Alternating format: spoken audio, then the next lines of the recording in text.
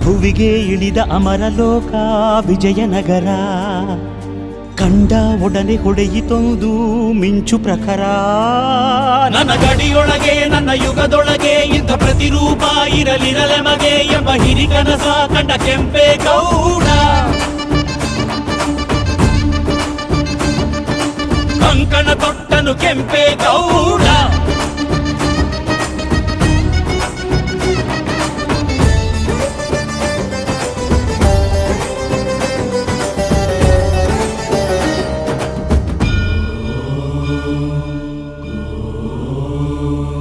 ಕನಸಲ್ಲಿ ಬಂದಳು ತಾಯಿ ದೇವಿ ಅಣ್ಣಮ್ಮ ತಾಯಿ ಜಗನ್ಮಾಯಿ.